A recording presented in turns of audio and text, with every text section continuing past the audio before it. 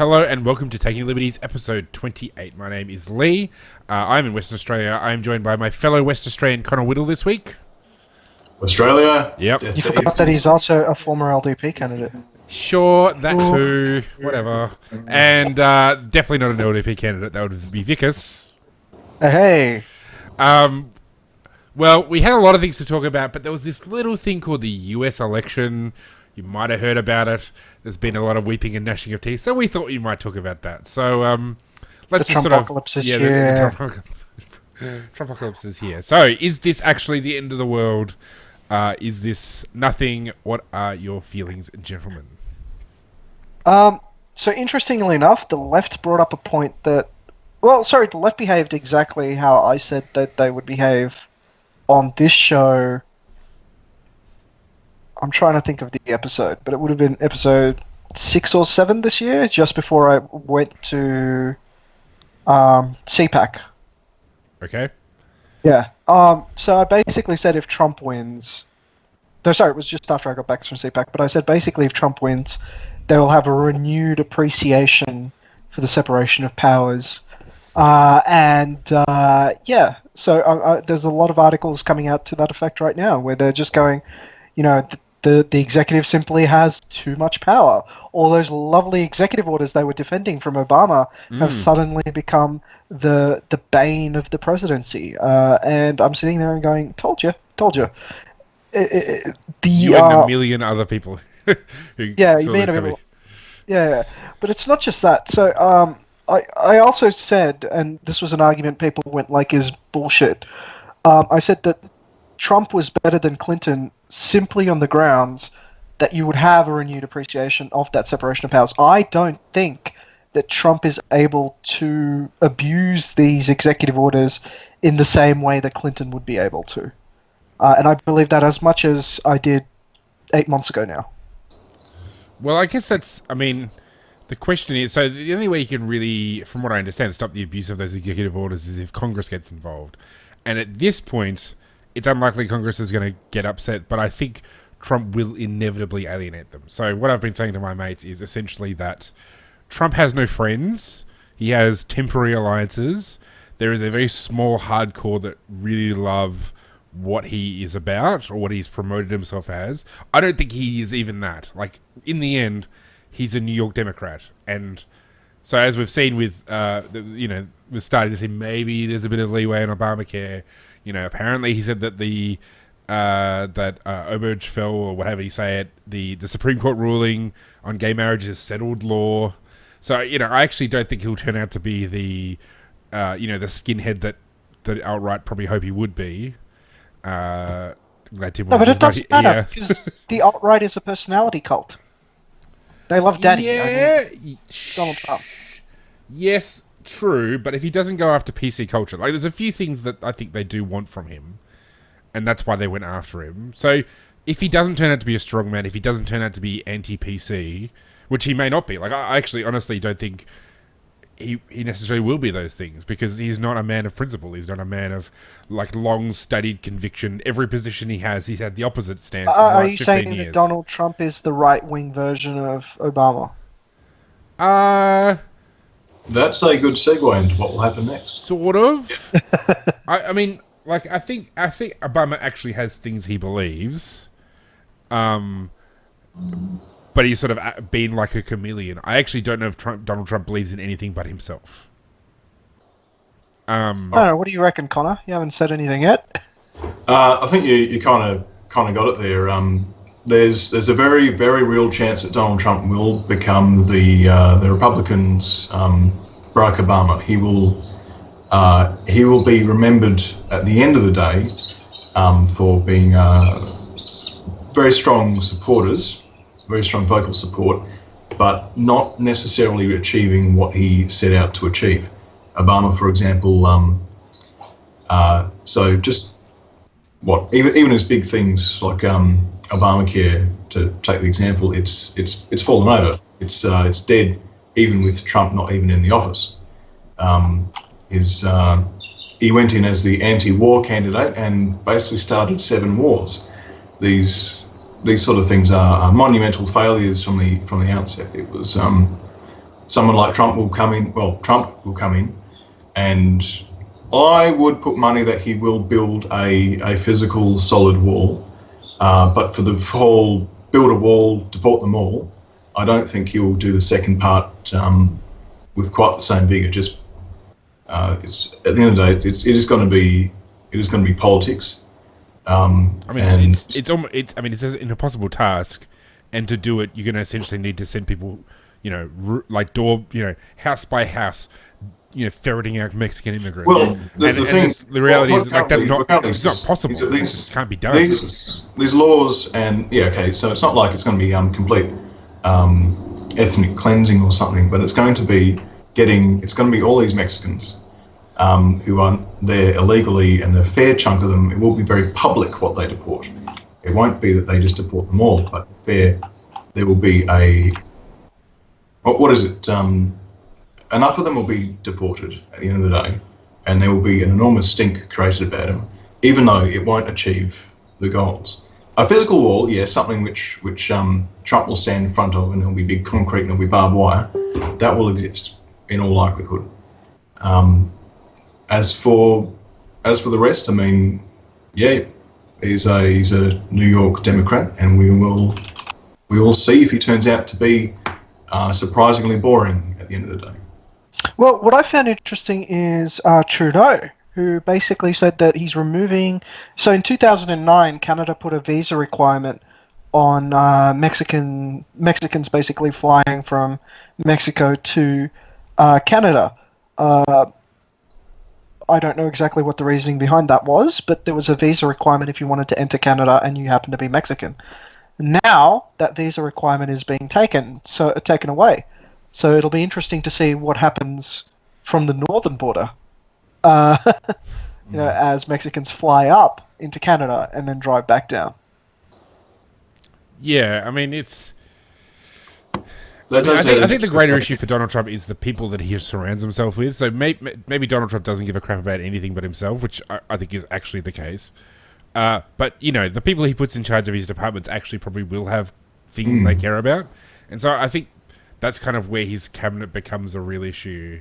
Like a Rudy Giuliani, like as Attorney General, for example, who, was, for those who aren't aware, he was the mayor during 9/11, of mayor of New York during 9/11, and he was tough on crime, a very tough on crime, heavy guy. There's one of the people talked about also is Jeff Sessions, who's a congressman, I think, or a senator, who's very much about immigration restriction. You've got John Bolton, who is very hardcore for regime change, being talked to Secretary for State, or I think it was Secretary of State. So the people that he surrounds himself with, guy, right? Yeah. He looks like a character from like a British show from the 60s, but loves bombing the shit out of the world. So, that's probably the bigger concern, because one of the issues with big government is that there's this entire process which sort of goes on. It has its own inertia and its own momentum, and it just keeps doing its thing. Unless the president actively restrains the government and stops them from doing certain things will just continue on their own. And so if you put these people in charge, they're going to do stuff even if Donald Trump doesn't give a crap about the outcome. Yeah, so that's probably the issue. To strengthen that point, so this Donald Trump has ran his campaign, especially in the final few months, of drain the swamp. Now this is not simply a slogan. It's also, just looking at it from nuts and bolts perspective, it's also quite the power grab. If he's able to drain just the internal bureaucratic leviathan of even a fair chunk of very well established people, then that removes a lot of just natural bureaucratic inertia, which means that all these other people he promotes in will be able to achieve, perhaps they will be able to achieve their goals better than the Obama administration and their people were able to achieve their goals. So this whole draining the opposition, of course, he puts in his 7,000 advisors and immediate staff, and then also goes, for example, just extrapolating out, maybe he says all the old fogies, everyone of a certain age, the normal retirement age in Washington DC, here's your payout, take a walk, And just like that, you've removed a big chunk of the very established, very well connected, very bureaucratically conservative types, which means that you'd just be able to push stuff through. Now, this is not to say Trump. Yeah, again, following up on your point, Lee, he's not a dictator. He's not able to just do whatever he wants. He's got executive orders, executive power, but that's not a blank check to do whatever he wants with the government. Sure. So, but with enough people on his side and enough very well motivated people doing their own thing, and his ability to remove their obstacles, whatever Trump maybe doesn't have too much opinion on too many things, but yeah, his people do, and those people will have perhaps less obstacles than Obama's people did when they got in. Except that Trump he's a cronyist. He loves big government. He's not going to tackle entitlement reform. There's lots of things that he's not going to touch, and I can't imagine him hiring he's going to touch. I mean, like, there's some stuff like, the suggested name for the EPA, the head of the EPA doesn't believe in climate change. So, okay, they're going to back out of the Paris agreement that Obama signed up for. All right, okay, that's not nothing. But I can't, the kinds of names that have been thrown around are not small government types. They are essentially big government republicanism that's being sort of put on, or sort of being touted. So it's But that's they're what the talking alt-right they're talking about a likes. hiring freeze. Okay, that's something, but it's not the same as, like, the old Ron Paul thing of let's close the education department, the Department of Energy, the Department of the Interior. Like, he lifts off 7 departments that he wants to close the day one. So it's possible that by circumstance, government might get smaller, but I don't think that's going to be the intent of either Trump or anybody that he hires, because they're all Trump cronies. or his aides are for small government per se. The effects might be small government only so that they can do more of what they want. I actually want to say that we're going to shut down these departments.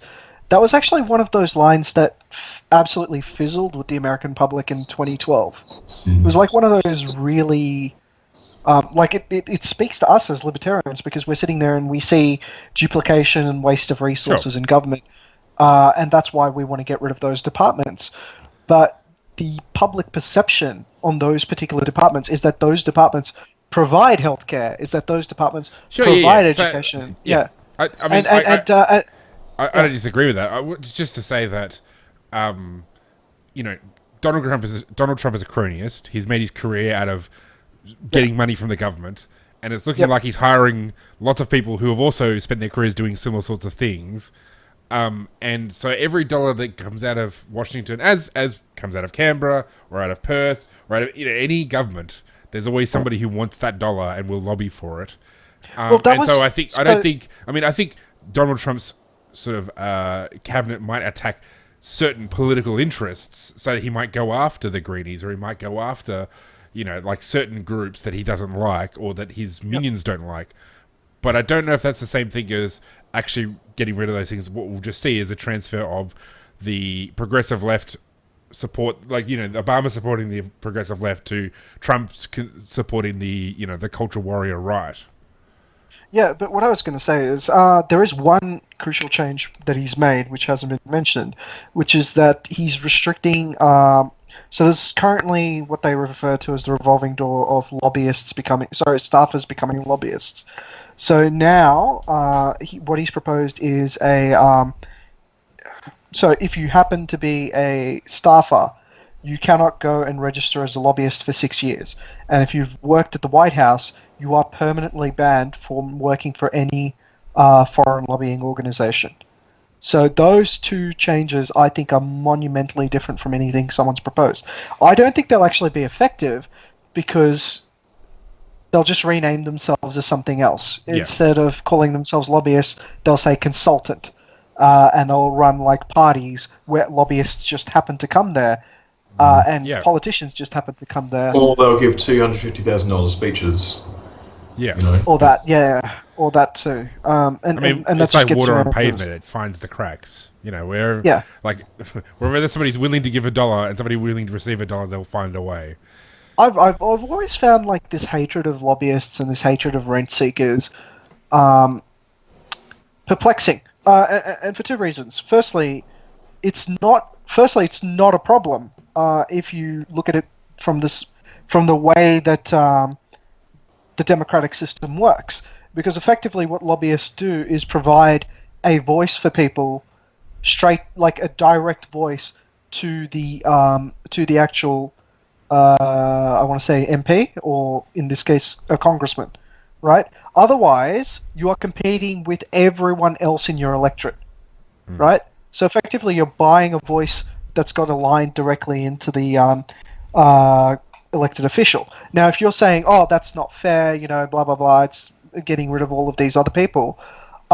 Think about how monumentally more difficult it would be for you, say, if you've got like a big issue, to talk to your congressman if you had to compete with every other voice on the block. It actually becomes tremendously harder, to the point where you actually have to convince so many of your fellow people to join in, rather than basically just directly talk and explain your viewpoint. Now, having said that, if you really do consider that a problem, what you should be looking at is, why do the congressmen actually have that much power to deal with people on such an individual level in the first place? And the sooner you can justify that position is the sooner you can sort of justify why you should be focused so much more on lobbying. Maybe we should move on to the libertarian sort of campaign, or how libertarianism in this election. So there's been a lot of discussion sort of in libertarian circles about Gary Johnson and his effectiveness. I can't remember if we actually talked about Johnson and Weld. I think we have a couple of episodes ago. Yeah. But now we've sort of seen the result, and we've got. I mean, if Tim Wilms was here, he'd be saying, "No, told you so." Actually, Tim Andrews would probably be saying the same thing. Johnson and Weld suck. Well, Johnson and Weld weren't the best. They didn't run the best way. That campaign could have been run a lot better. But on the plus side, they did triple the vote, which was good. But I mean, the thing is, the Green vote is also triple. So I think they've done well in an election that favoured them. I'm not sure. I'm not actually sure, like, to what it's hard to tell to what extent they actually shifted the pendulum into an increased vote for the Libertarian Party. I guess we won't see till 2020 what will actually be the result of that, because independents did well across the board. Evan McMullen came very close third. Like, you got 20% of the vote in Utah. Like, that's not going to happen very often. So no, that's a good point. Yeah, I mean, they had two very unpopular major party candidates, and two of the most hated ever. Two of the most unpopular candidates ever for president. Yeah. And you know what? I will agree with both Tims, that yes, the Libertarian Party would have been served better with a better choice of candidate. Yes, Bill Weld is atrocious. Just getting up there and endorsing Hillary was just retarded. I don't know what Gary Johnson was exactly like. Gary Johnson seemed to be talking to libertarians and trying to get libertarians to come out and vote, which is an okay strategy. As a libertarian, I like that. I like being told to get out a vote. I like being told that my vote matters. But at the same time, I don't think that translated to any victories from other candidates. Any victories in terms of growing the actual vote, and that's a bit of a disappointment. See, my thing is, where are you supposed to be finding these other candidates? Like, the LP's been around for 40 years, 30 years, so 70, 72. So I think it was the first campaign. Yep. Who is there that is better in terms of, if you look at them on paper, who of them is better than Gary Johnson? Who can you even name apart from Gary Johnson? I was sitting there and I was going, I could name Austin Peterson, and I could also name John McAfee. Yeah. Now, not only is it just a case of Gary Johnson and Bill Weld, it's also the party that elected him. I mean, they also thought that Gary would be the best choice, just in the same way that the major parties, for whatever reason, I mean, Hillary is definitely. Sounds like Hillary got in due to it was her turn. all the connections, all the power management, all the power broking. Trump got in because he's Trump, and that was very spectacularly different. But there were definitely, these candidates, had it been a more normal election, the Republicans would have chosen someone at least on a fair amount of the decision making would have been based upon, will he get us to the White House? Likewise, the Libertarian Party thought Gary Johnson was their best bet in this case. Now, okay, obviously, in hindsight, Gary Johnson and Bill Weld, Bill Weld definitely pretty shocking. And Gary Johnson, I'd like to say that he's the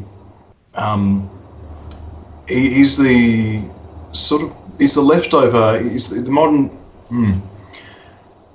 the same political thought which has produced some pretty milquetoast, some very weak leaders on both sides of the aisle in the US. That same sort of thinking is also what produced Gary Johnson. It's this, let's go to the middle. Let's be more. Yeah, but that's not actually not like. If you look at his record, that's not what he was like. When he was actually governor in New Mexico, he vetoed 700 bills. Yeah, okay, that's then. That's then. But this is now. Well, he won as a Republican in a generally Democratic state. So okay, he's not going to be the most rabid right-wing kind of conservative, which is what which guys like Tim Wilms they want a culture warrior. They want they want somebody on the hardcore right who's going to do that kind of stuff. And okay, sure, Gary Johnson is not that. But if you actually look at he's not perfect in terms of his gubernatorial record, but he's pretty good, and certainly he's better qualified than anybody else who's been nominated by the LP, and theoretically will ever be nominated by the LP. Austin Peterson is a kid who writes a blog, and he's been a producer on a Fox News show. That's his record. John McAfee, okay, 20 years ago he was relevant as a businessman. I don't think he's done anything of any real import since then. Realistically, Gary Johnson is probably the best they're ever going to have. The only other person who's worth noting in the list of all the people who've run for LP president is Ron Paul, and he has his own baggage. He's not, he's got his own issues. He didn't put his hat in, but not this time. I'm just saying, in the history of the LP since 1972. So 42 years or whatever it is, they've only had one other person that anybody could name, and that's Ron Paul. Sure. Except for David Koch. Yeah, okay. David Koch, okay. He was VP candidate anyway. Did David Koch put his name forward? Yeah, David Koch was the VP candidate in 1980.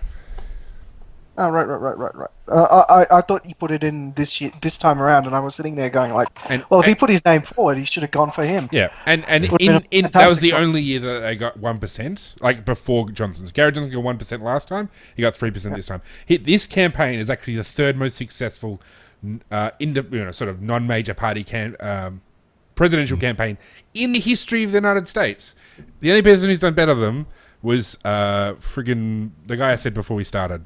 Ross Perot, who got 20% in 92, and then he got 8% in 96. 16% in 96. But before that, there were third parties that used to actually take electoral college votes. But I'm talking in the 1800s. Too. Yeah, exactly. The John Law Party, even the Republican Party was a third party. Yeah, at one stage. At one stage. Yeah. So I'm all for the LP. I think it's a great idea, but realistically, it's not.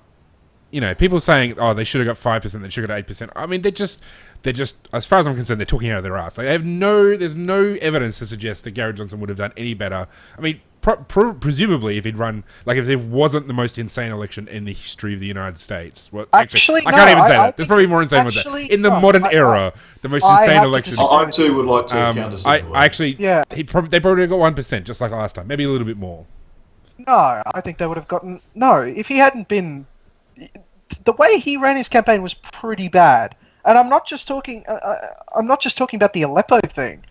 I'm talking about this constant, the constant vibe through his entire campaign was, right? I need to get on the. What was it? The. That's what he did last time. The presidential speech. Yeah, the presidential campaign. Yeah. And I'm sitting there going he's probably not I mean, yes, it would be nice if he got it, but I'm pretty sure he's not going to get it. No. And he should have been taking to campaigning his points of view across everything else. Instead, he just sat there saying stupid shit like, like Donald Trump's a pussy. And I'm sitting there going like, yeah, that's great. That speaks to me as a libertarian. I just don't think it would have dragged across to getting any extra votes. The other thing is the Aleppo thing didn't help at all. And the way he responded didn't help. He just looked spaced out the entire time. I mean, this is just a basic thing. Like, as much as I like Gary Johnson, right? He does need to lay off the marijuana, or whatever he is taking that makes him look fucking stoned constantly. So the presidential debate thing, that was his whole campaign last time. That was his whole strategy last time as well. It's the only, to be honest, it's probably the only strategy worth actually pursuing, because it's the only way you even can get the sort of attention, unless you're a Ross Perot who can throw literally hundreds of millions of your own dollars at the campaign, which is also what Donald Trump did for what it's worth, and I think Mitt Romney in 2012. Like, unless you're throwing millions of your own dollars at the thing, yes, they do. It's going to be incredibly difficult to get any sort of attention. This was the election where people wanted Trump was to vote. outspent this election almost 4-1. I know. Okay, so let's not. So this election, I'd say, from the American libertarian perspective and the neo-libertarian perspective, people wanted to vote for the Libertarian Party, but given the option of the candidate put up, the quality of candidate, the quality of election run, it would have been very, very disenfranchised. It would have been very disheartening. Okay, so explain to me how Austin Peterson would have been better. Somebody who literally at this point, you can only compare it to Gary Johnson, and this guy, at the very least, he wouldn't have appeared like a dope on stage. I'm not saying this is no drug reference. It's just Gary Johnson. Where's his gravitas? Where's his I stand for this really strongly? Whereas nobody cares about third-party candidates. That's the only argument to say that you could find somebody is to find somebody who would actually pay attention more. I'd say this has been the election of strength and of not backing down, whatever your position, whatever. I mean, Trump could have stood for whatever, and so long as he didn't apologise for it, he's gotten away with it. Every single time he's been challenged, he's doubled down and he's won because of it. Yep. Where's it? Can we possibly see the same sort of strength, the same sort of conviction and beliefs, whatever he believes in Gary Johnson? So you are absolutely right. Trump stood there no matter what people said about him and just kind of won at the end of the day.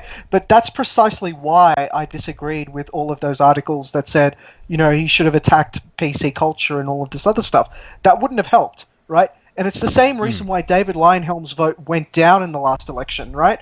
Because the LDP saw like this poll which said, counter PC culture is like being anti-PC is a big vote winner. Right, and they went and did that, and then Hansen came out, and Hansen is not only willing to say, I agree with people being allowed to say racist shit. She will actually go out there and say racist shit, and stand there and go, you know what? I'm happy that I can say this shit, right? So, I think I'm not saying. No. I'm just saying anyone who says he should have been more anti-PC is missing the point. That would not have won any votes because the people who are anti-PC have already gone to Donald Trump. But however, I do take your point. However, I do take your point. I do take your point in the sense that like Gary Johnson should have actually stood for something.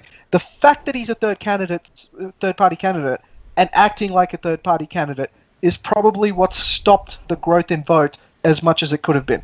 I don't think it might have been 8%, but I reckon it would have been damn well better than 3%. I think... I just don't think it's going to happen. I don't think... Even if Gary Johnson had run the perfect campaign, I don't think it would have made any difference, really, in the end. All this... my opinion on this is that it's all fairly well angels dancing on the head of a pin, It's okay. So Gary Johnson would not have won the election. The Libertarian Party, no matter the candidate, even if they had a turbocharger on Paul, probably wouldn't have won the election. But what I think we should take away from this election is that the age of apologising and being milquetoast about your beliefs is over. It completely failed with the Republican Party. It has failed with any sort of anything establishment, anything 51%, anything which is we should try and appease these people. It's whatever those people are. Having the Libertarian Party seem to have adopted through Gary Johnson the belief that if you try to be nice and smiles and friendly and apologise for things that you shouldn't really apologise for, then you'll somehow be better in the future. You'll somehow people over. I think in the end, all you do is trade. Here's a falsifiable prediction. Here's a falsifiable prediction. Next election, the Libertarian Party will be far more extreme and it will get far more support. That's a falsifiable prediction. They will have whatever. It may only be more extreme, like, you know, a 15th more extreme, but it will be consistent and it will not back down and will not be apologetic, and it won't have any sort of air of dopiness to it. Yeah, see, I mean, I think the Libertarian Party is probably the most consistent political party in the US today. Oh, yeah, sure. I mean, if you look at all the people, like, and all the sorts of things they would have run over the last 40 years, I think you'd find there'd be remarkable consistency between all of them. Yeah, and none of them have got above 1%. Ever. Well, it's on paper. It's on it's on the policy page. Sure. But when it comes time to talking on camera, when it comes time to, you know, actually meeting the public by the million at the time, no, it seems weak. Okay, well, I mean, as somebody, obviously I haven't run in a US presidential campaign, but I've, you know, run in a couple of, made some very crappy attempts at a variety of other campaigns. People don't give a shit, is the bottom line. Like, no one actually cares enough. The reason you have two brands is because brand awareness. That's why Donald Trump could run as a Republican, even though he's not a Republican, because the Republican brand is a brand. Yeah, but the Republican brand started almost 70 years after the country started. Sure, so things change, right. But I mean, it's the circumstances by which they change it's not readily apparent how you could do that. So there may come a time where the Libertarian Party becomes the next major party. I don't know how you get to that point. Sure. I think it's usually very dramatic. So, like, it's literally the Whig Party with an election, and then by the next election, it was gone. Like, it completely disappeared. And it would be the same, whatever it was before the Democrats, because they haven't been around since the start either, as far as I'm aware. The Democrats were the current oldest party. Sure, I think there was something before them. No. I mean, they're the first party. They used to be called the Democratic Republican Party. Okay. It was started by Andrew Jackson. They were pretty much the first party. Yeah. Okay. Well, nevertheless, these things. I don't know. I don't think anybody really knows how political parties just die. They just kind of do, or they morph. Like, I mean, in Australia, essentially, political parties have morphed. So the Liberal Party is just an amalgamation of what existed before the Liberal Party and then what existed before that. It was just the UAP, dude. Yeah. United Australia Party. Sure. So it's.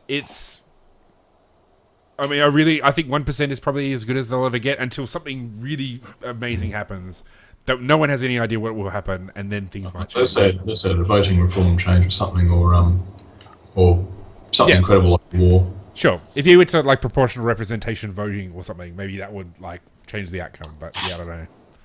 Oh, well, anyway, any final words, gentlemen? On we didn't really talk about I got another 5 minutes. If you guys got another 5 minutes, we can talk about this. How about predictions on what this means for Australia? Yeah, that's what I was going to suggest.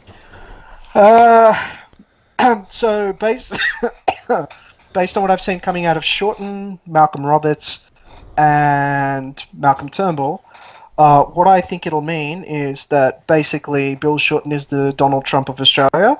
So he's going to be saying "Make Australia Great Again," and he's already started by talking about locking out 457 visas. So starting on the the anti-immigration trail. That's just the unions pushing his buttons.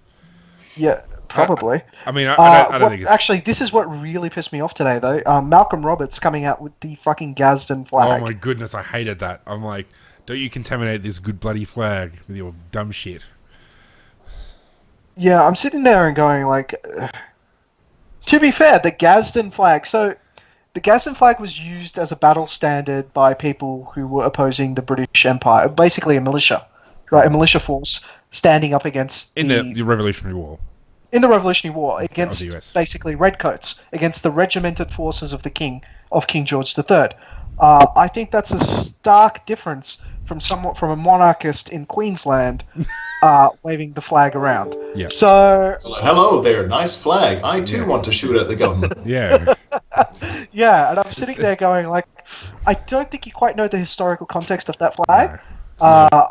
Yeah, It's so a bit like waving around the Eureka flag. It's like, yeah, I don't know if we. Yeah, anyway. I don't know. I'm one of those people that gets a little bit twitchy when I see libertarians flying around the Eureka flag. You must get triggered by the LDP then. It's just like, yes, Yeah. a very small component of it was related to the licensing fee. The rest of it was about a bunch of white drunk people just running around beating up Chinese people and trying to get them thrown out of the country. Yeah. Which was a What a very larger Australian part. revolution. Yeah, which was a larger part than that little bit about the mining thing, especially since what was his name? Was it Gillard sat in his seat. He was the guy who started the Eureka Stockade. I should know this. Some guy. What's the name Yes, of that? that guy. That guy. Just that Anyway. guy. Oh, this is so bad. I'll look it I'm up. talking about Australian history and I've forgotten Anyway. the name. But like, yeah. So this is going to be embarrassing because the episode's going to go out and I'm going to be like, now I remember the Okay. name. No, it's all good. We got Google we'll here. cut this Right out. in our hands. The point is, This later. after that entire fight about the whole thing, when he entered into politics, it was all about keeping the Chinese out of Laylaw? the country. Huh? Peter Laylaw. Laylaw. There Yes. you go. Say, thank you, based Wikipedia. Thank you. Yeah. So his only run at politics was about keeping the Chinese out. So if anyone sits there and goes like, "Oh no, keeping the Chinese out wasn't a big deal for the organizers or anything of the Eureka Stockade," hang on, can I just point out that the guy ran in the Labour Party and was one of the people that was instrumental in basically from the union side pushing for. So maybe Malcolm one Rodham extra- should have waved the Eureka flag around because. Anyway, talk back about to keeping the the, Chinese out. Connor Whittle. Yes. Tell back us what to you the think Parliament. about the impact of this the Trumpocalypse on. Yeah, I think following the same veins as Brexit and currently Trump and other European things against whatever the status quo might be. Hungary springs to mind, and Austrian elections, which were very, very close. There's this feeling, which I think will be widely emulated, definitely in Australia. We tend to be behind the times, but with the likes of One Nation coming in quite so strongly in the most recent federal election, there was a fair belief that there would be a swing to the right again, as happens. There's a bit of pendulum, but it happened quite quickly, and I think this is just going to be reinforced with likes of Trump win, likes of Brexit. We're going to have our own populist right types. I think they will not. I don't think they'll come from One Nation because they've got some structural issues. Maybe think of a right-wing populist but well-spoken party, not Like a Cory Bernardi. whoever. I would be very interested to see exactly what sort of person, if we get a Trump or Trump's plural, that would be interesting. I actually strongly disagree with that. Okay. Well, No, falsifiable predictions. Falsifiable. No, yeah, they are. It's just no matter if it's Brexit, no matter if it's America, and no matter if it's One Nation, I actually think the more well-spoken you are, the less likely you are to actually have any gelling with that pro-nationalist side. Yeah. And it just seems to be, if you take a look at the heroes of all of this, you've got Nigel Farage, you've got, Boris Johnson, you've got Donald Trump, and... Well, arguably Nigel Farage and Boris Johnson are well better educated than anybody else who's come out of the entire movement. Like, under that umbrella, Yeah. but if you take a look... Yeah, but I mean, Pauline Hanson and... But their vernacular and the way they speak is not, like, I would say, not refined. It's okay. it's Well, always a bit more colloquial. Bojo was going to write a book on Shakespeare, so I'm not sure about that. They're not exactly, the Is he? bogus. It was. Sorry, Connor, keep going. Okay. Right-wing populism, which is successful, is never, bogan skinheads. Not to be, not to talk down to bogans, as that's classist or something. Some of my best But, friends are Bogans. we're from Western Australia. We can't talk down to I think the bogans. modern term is LSEG, low socioeconomic group. Thing. So What the fuck is that? Yeah. LSEG. That's Anyway. something. It's a We're gonna wrap this up. Keep going. Anyway, Come on. Keep moving. yeah. No, it's going to be someone who's reasonably well articulate enough for middle Australia. I don't think it's going to come out of One Nation. I don't think it's going to come out of the major parties. Maybe they might come out of the major parties, but they won't be in the major parties while they're doing it. And we are in the perfect political system to allow for minor parties to gain strength. I mean, this is not a winner takes all. It's fairly proportional. So I'm forecasting. Just as we saw how the Greens have become the force that drags Labor considerably to the left. I think we'll have a right-wing party. Unfortunately, I don't think we'll be particularly libertarian at all. And I think it's going to drag Liberals far more to the right. Whether it will be some sort of culturally conservative, I'm not too sure. It'll almost certainly be pro-government spending. It'll probably be pretty close to big government stuff, but it'll be populist and it'll be vaguely right-wing. And I think they will do very well. This is a prediction. Okay, well, we'll have to make sure you write it down so we can chase you up on it. I mean, my take is that essentially, any 2 minutes is a long time in politics. Anything could happen. Trump hasn't done anything yet. I think that the issue, one of the difficulties of politics is anything could happen. Like, politicians are not bound to their promises. They can come out tomorrow and do whatever they want. And so, I guess in terms of the impact for the US on Australia, probably the biggest potential cause of problems is the being dragged into a conflict we don't want to be in because Donald Trump is an ass and John Bolton's a psycho. So that's probably, like a conflict with China over Taiwan, or the South China Sea. I mean, I guess that's probably possible. Maybe more possible than it was, especially if, a guy like John Bolton's there. Having said that, the Chinese may not want to get into a big fight with the US, a military fight with the US. In terms of sort of how it changes the Australian political landscape, I mean, I don't think it really does. One Nation was already a thing. It's always been around. It's just it sort of popped up now. Next election, it might disappear again. It's things are constantly changing, and it's hard. I don't think there's, I don't know how much you can ever read into something like this, because Trump could flame out. He could get impeached. I actually reckon there's a high likelihood he'll get impeached before the end of his term because he's just such a dick that nobody's going to want to play with him, and he's going to act like do something terrible, and they're going to be like, well, we don't like you anyway. See you later. And then we've got Mike Pence, and then that changes the equation. So that's my prediction: is Donald Trump either will not go beyond a single term, and most likely finish before the end of his first term. So.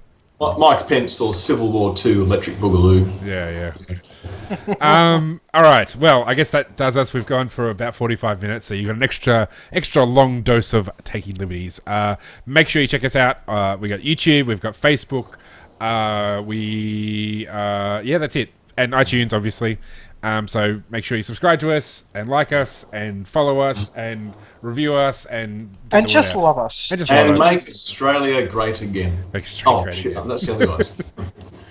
Make fascism great again. I believe we're still in the golden age, so... Yeah. Well, we are. Thankfully, there's lots of stuff that Trump can't stop. Golden age ended with Nixon. It's now the Bitcoin age. Okay. And with that startling revelation, we'll finish on that note. Thank you very much, everybody. See you next week.